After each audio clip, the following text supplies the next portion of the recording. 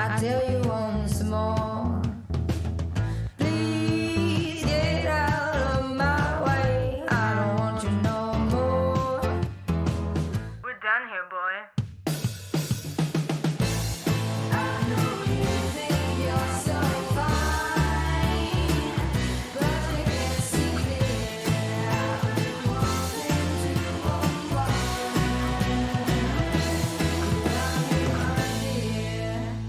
Welcome back to Women Leading in Cannabis, where we go deep and get real with the pioneering women shaping the cannabis industry. We're on the PodConX network, iTunes, Spotify, and Pandora. And subscribe to Women Leading in Cannabis right now. Go do it. All right, I'm Kyra Reed, founder of Women Empowered in Cannabis. And I'm here with lilach-mazor-power, CEO and founder of the Giving-Tree-Dispensary. Welcome to the show, Lilac. Thank you. Thank you for having me. Lilach-mazor-power is the founder and CEO of Giving-Tree-Dispensary, one of the only women majority-owned Arizona cannabis companies. For nearly a decade, she's led the vertically integrated operation, placing a strong emphasis on corporate citizenship and raising over $100,000 for charities. Power is also the brand builder behind in-house product lines Kindred, Catatonic, and cannabis for menopause brand Revelry. In 2021, Giving-Tree-Dispensary was named to the Inc. 5,000 list of America's fastest growing private companies and was a Phoenix Business Journal Small Business Award finalist. Power is now in the process of expanding operations to Puerto Rico and Israel. Welcome to the show. Thank you. So you have been in the industry for over a decade. Tell us how you started and how you ended up being the founder and CEO of the Giving-Tree-Dispensary. Yes. Crazy, right? The decade in this industry is so long. You've earned some stripes there. So I actually back in 2010 just had my first kid, and I was thinking about a different business, which was a wellness center. I kept hearing and seeing from my husband, who's an ER doctor, how many people go to the ER for chronic issues. So I thought, hey, maybe I'll start this wellness center where people can try different methods to heal themselves and not just, combining it with Western medicine. Well, I ran the business plan, and let me tell you, there's no money in it, so don't do that. And I kind of let it go. But then at the same year, Arizona had medical marijuana on the ballot. So I thought it would be a great way to do both, open a wellness center and do what I thought, and also have the cannabis portion fueling it with the revenue. So it will make sense financially. And I always believed in cannabis. I'm born and raised in Israel. I knew that research has been done and there is medical properties for this plant. So applied for licenses back in 2010. I don't know if you guys know, but in Arizona, it was business plan, money, location. And if you qualified with those three things, then and there was more than one qualifying person, it went into a lottery. So watched some balls in the air and got the license back in 2010. And then we opened in 2013. Wow. So what has happened for you since the time that you opened to today? How has your business changed? How has the industry changed? Oh, wow. Okay, so let's talk about the business side. We have been growing year over year, with this year becoming adult use and having 2.5 times revenue from last year. Wow. Congratulations. Thank you. It is. I think it's actually finally paying off. I think people think that cannabis people just go home and swim in their cash, and it is pretty much the opposite. So it is nice to make it here and survive this journey and say, I think it was actually worth it. So the business, we're 65 employees. We have one dispensary. We have 3 brands that are in about 70 stores in Arizona, which is 65-70% of the market. We cultivate, we extract, retail, wholesale, and now really focusing what we do as a business to cool, innovative brands. And that means a lot of R&D to create products, and then making sure that we are hitting the right target market with that brand. So the whole marketing and branding around that. On the industry side, I mean, we were gearing up to open, and I realized my business plan was very, very inaccurate with the amount of capital that actually is needed for this business plan. We could not find anyone to give us money. No one wanted to invest in cannabis. We only needed $300,000 to make it to the finish line, and no one wanted to do that. Friends, family, colleagues, anyone.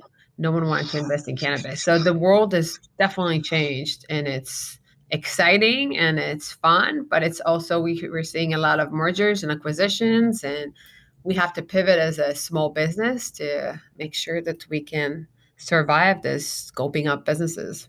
Mm. So let's talk about being a woman in the middle of all of this.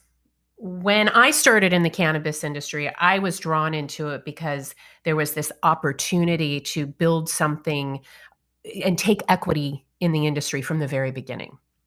And a lot of women see that as an opportunity, but I don't know if you saw that 10 years ago.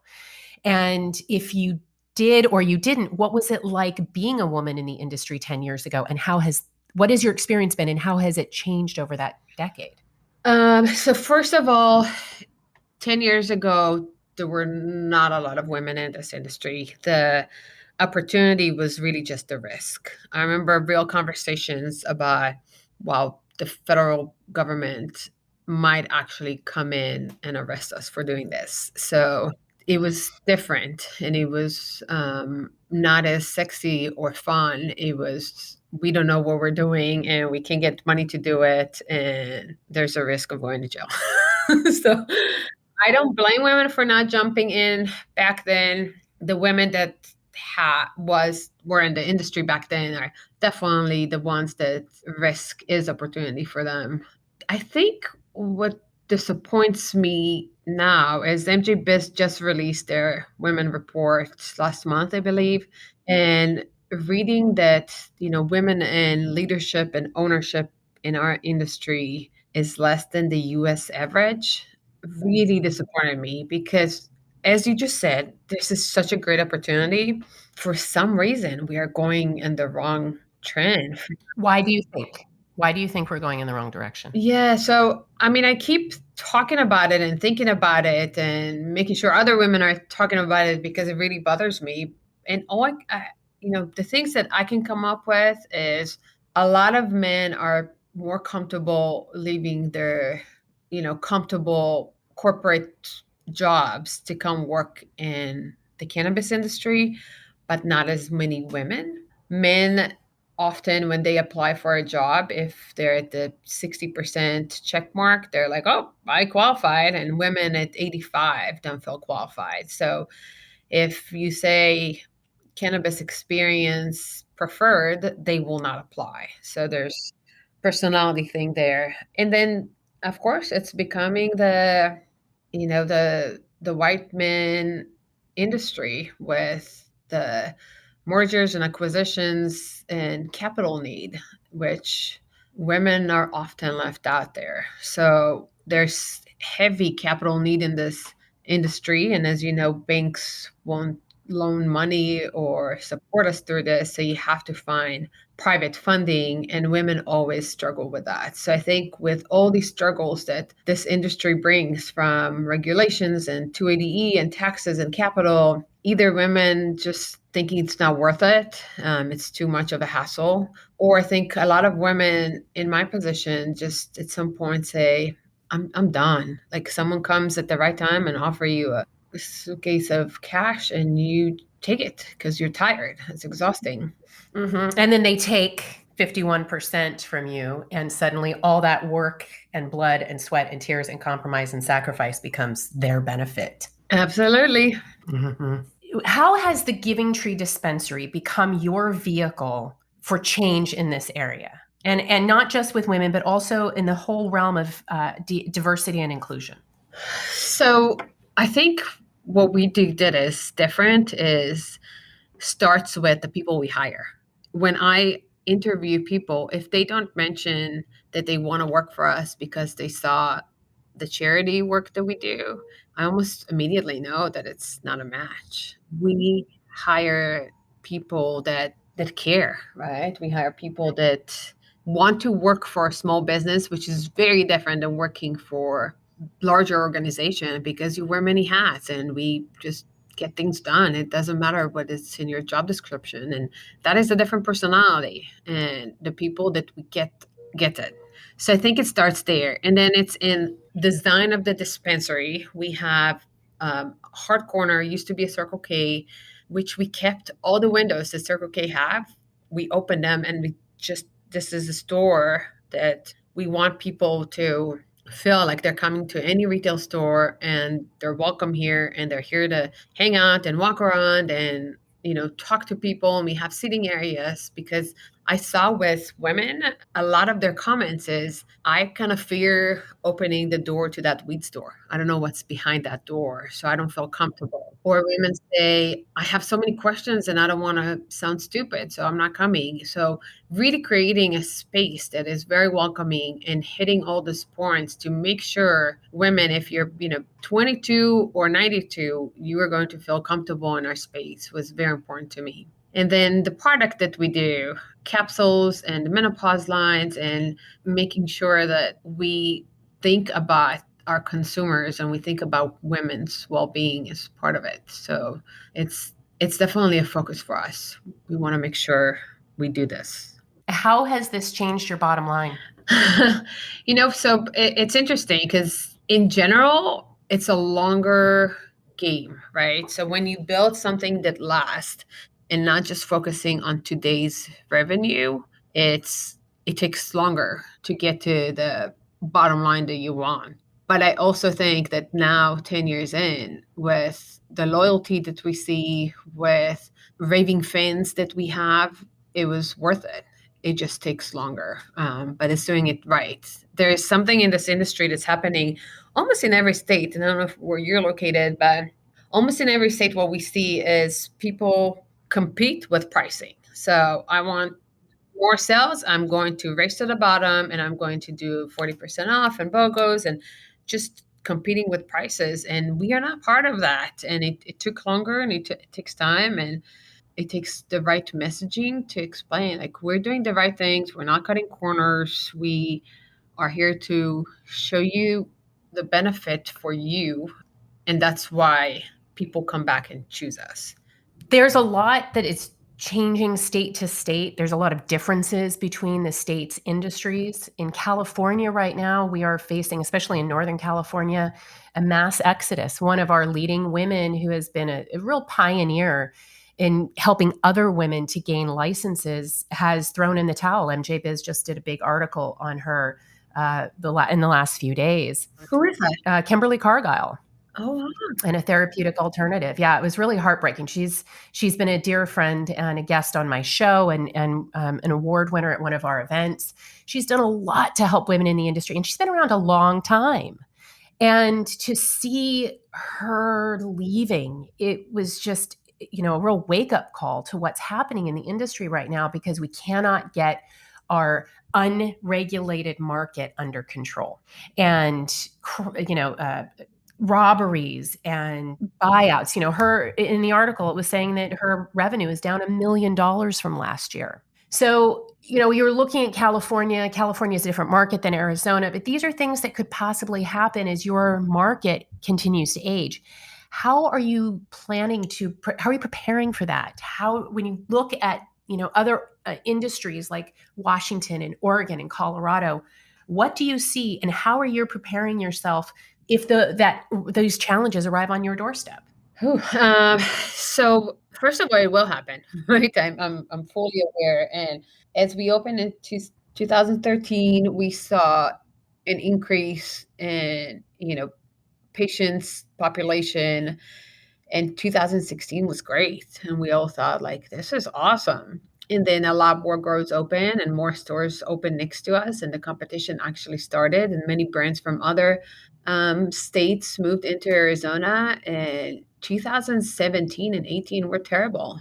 I went through a separation with my partner on the business side, and the market was so low. Big picture, it was indoor cannabis in 2013 was 3,000 a pound, and in 2018 we bought it for 800. So Wow. I mean, it was very drastic. And we talk about the amount of money you have to put into this business. 3 years in to experience that was devastating for all of us. So I did not withdraw salary for almost 2 years, and I had to cover payroll with our own savings. And it's tough. This business is not easy.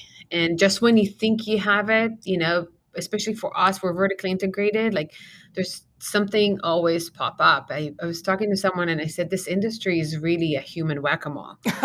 We lift our heads and someone smacks us. It's every time you think you got this, like the plant will humble you, or people, or regulations. There's all kinds of threats in this industry. So I am very aware of it. I lived through it, and it will happen again. This time I think we are positioned much better. The business is healthier. The team is so much stronger. We actually got to the point now that I hired a leadership team, and they are focused on their departments. And for the first time, we're actually working on strategic planning and what's going on next year, instead of like, what fire do I need to put out today? But I think also as a small business, focusing on our brands and our wholesale and how to get our brands into more stores, increase revenue there, it really becomes us being part of everyone's success, not totally relying on our own store. And that is making a big difference. So where do you see the Giving Tree in 5 years, and how much of that goal that you have is going to be hindered or slowed by the fact that you're a woman at the helm? Okay, so in 5 years, where do I see the Giving Tree? I think that in 5 years, our family of brands, we're focusing on capsules, and between our brands, we are going to be the number one cannabis capsule seller in the US. That's where we're going to focus on, and that's where we're going to be. So I think we're going to have almost like a marketing agency within our company, because that's where we focus, brands. A full department of R&D to really create cool products and actually start having fun. We're a startup, and I think when I see high-tech startups, I see their offices and their perks, and I'm like, why? When are we going to be there? So that is where I'm hoping we'll be in 5 years. Being a woman, I think it makes me different. I say it's not a great achievement for any of us as women to say that I'm the only majority owned by female license in Arizona in 2021, but it's also what makes people remember who I am. So it's good for connection. And I think at this point, I'm not treated anymore as, the girl. I've showed that I've survived and thrived in this industry. So I think I'm positioned much better, but I also think that I'm positioned to give women opportunities. So even just talking to you, and hopefully, I'm convincing one or two women to join this craziness, is a success for me. I keep talking about it. I mentor women that ask for help. So hopefully being a woman will become my mission to get more women into this industry. So tell us why. Why should a woman join the industry? What benefit is there for her? First of all, there's a huge financial opportunity here. This is a new industry, and that happens once a decade, and once a century, to really have a fully new industry. So I think the financial part is a real one, and women should consider it. The second thing is, this is a really cool industry. There's so many opportunities and so many different ways you can get into it and be part of it. It's really, what is your passion? I'll find you a position in this industry. It's that much. So I think it also depends on your personality, right? I'm sure that it's a roller coaster, and You either love it or you hate it. There's nothing in between. So if this fits your personality and learning about, our ongoing hashtag is it's never boring. Exactly. And this is how you know you're in the right industry, right? Because you're like, oh yeah, that's true. I'm in.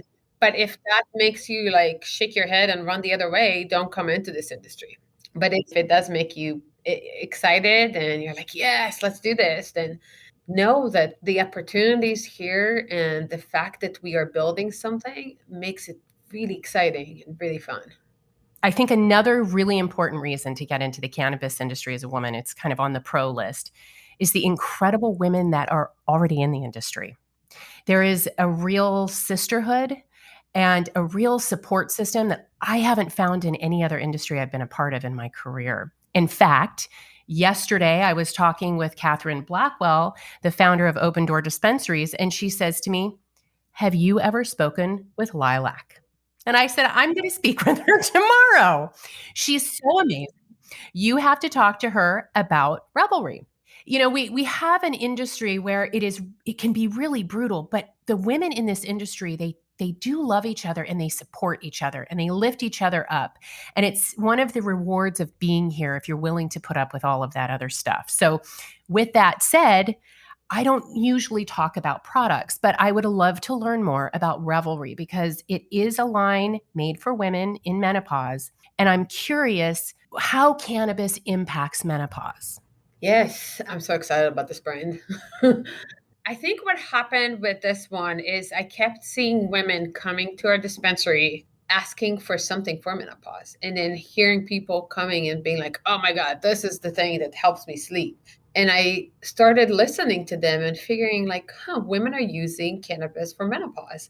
What is this menopause thing? And then started asking that and realizing how as women, we talk to each other, but often women don't talk about menopause. It's almost like a sign in our society of your official role for us is ending because you're not going to carry children anymore, so your worth is less, and it's a sign of aging, which women don't love because of the society that we live in. So many different issues that I said, you know what, I'm not going to do this. I'm not going to get to my 50s and let this thing control me and be a distraction of the life that I worked so hard to get to. We're going to figure out a way to find a relief, and we're going to make it sexy, and we're going to talk about it, and we're going to do, what Tampax did to tampons. We're going to put it on the shelf and say, hey, we're all going to go through it. Let's stop this dark cloud. So really talk to a lot of women, figure out what they're using, and then did the small market research here in Arizona in our dispensary to figure out what would work. And we came up with a daytime capsule, a nighttime capsule, and a CBD intimacy oil. But daytime is, different cannabinoids and microdosing, so 2.5 milligrams, really, really small. The nighttime has THC and CBD 1:1 ratio to be able to go to sleep, because everything we saw and heard is during the day, I have anxiety, irritability, I have mood swings, I need to stay sharp, and I get distracted easy. So this microdosing have really been helpful for women with that. And some women are like, it really minimizes the hot flash, which is amazing.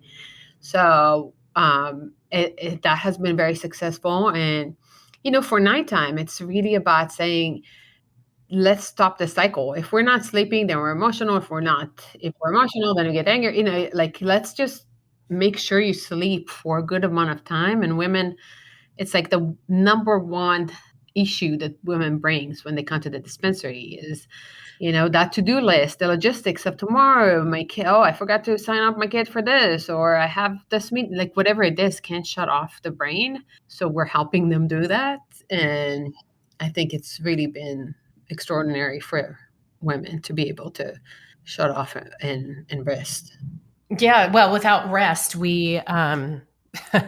I mean, I get crazy if I don't have rest because I'm not all there.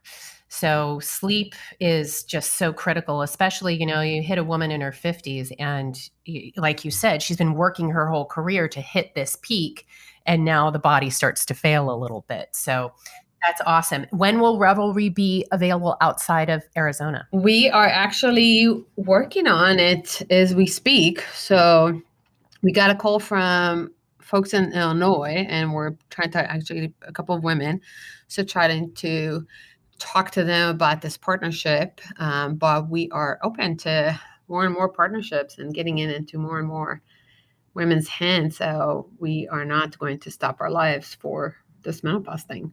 Well, good luck with that. Okay, so changing gears here. I want to know what you're most concerned about and most excited about when it comes to federal legalization. So I'm all for federal legalization. I think the number one is the fact that people are not going to be arrested for cannabis will be very, very exciting for me on a personal level. On a business level, there's a huge opportunity because, first of all, the ability to collaborate with other growers, for example, or labs or whatever it is that we are now living on islands and can't do that, I think will be phenomenal for, what we're focusing on, which is the brands and products. I think what I'm scared about with federal legalization is not surviving as a small business, because there's going to be more bigger companies that are buying the big companies now. And when that happens, in every other market too, there's this wave of, well, we can't survive, so we're closing or selling, whatever it is, at that point. And then you just have the big gorillas playing until the small businesses starts popping up again, kind of like the beer industries and how it shrunk into, the big brands, and then small breweries came. But my fear is to not, to live through it and have to sell or close because of those bigger companies. So knowing this, are you doing anything to prepare to mitigate it, or are you preparing to be acquired? How are you going to handle that when it's at your doorstep?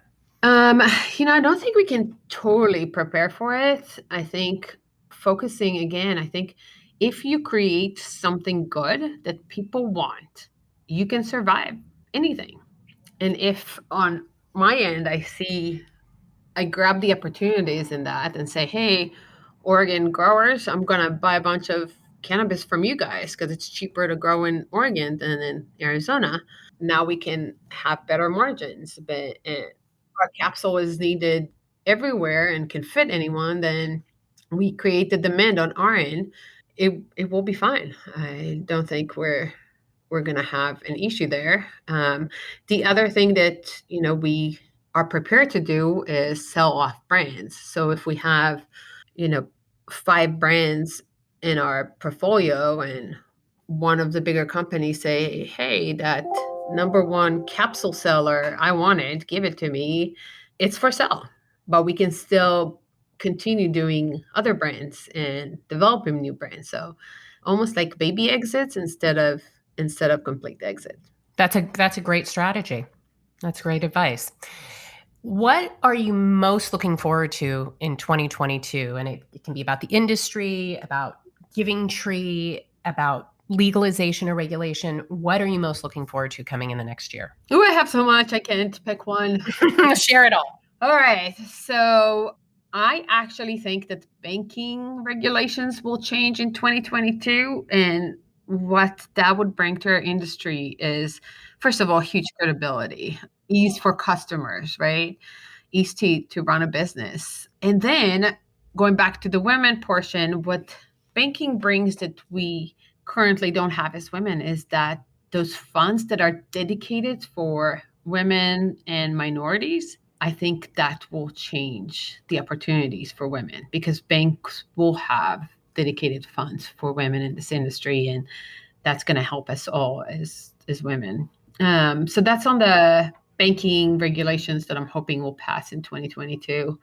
Our store on our store end, where we moved, adult use started, we can actually start looking at last year versus this year and keep growing it. And we're seeing more and more loyalty in our neighborhood. And we have a bunch of charity events with local organizations here that I'm really proud to be part of, and hopefully will really become a member of this North Phoenix community that people would want other dispensaries to be in their neighborhood. On our brand side, I think both Kindred and Revelry, that we're the number one capsule seller in Arizona, so we proved that, are going to start selling in other states. My goal is to be in 3 states in 2022.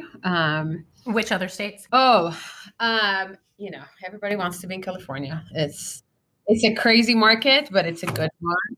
It will be the same when New York and New Jersey would actually get their shit together, and everybody's gonna want to be there, which makes sense. But there's some really good other ones. There's Colorado and Nevada. I would love to be in those. Every time I talk about capsules and I say you realize it's an edibles without the sugar or calories, you can see the look, and a lot of time women like, wait, what did you say? It's that's what it is. I think we can really create a cool demand when people get that in their mind. So any state that has regulated market, we are open to be in, but hoping to start with like California, Colorado, Nevada, our neighboring states. Is there any advice that you want to reiterate that you gave today, or that you haven't yet shared, that you want women who are considering moving into this industry or who've just started their businesses to know? I always say that to be in this industry, you kind of have to be a dreamer, because you have to dream big to make it.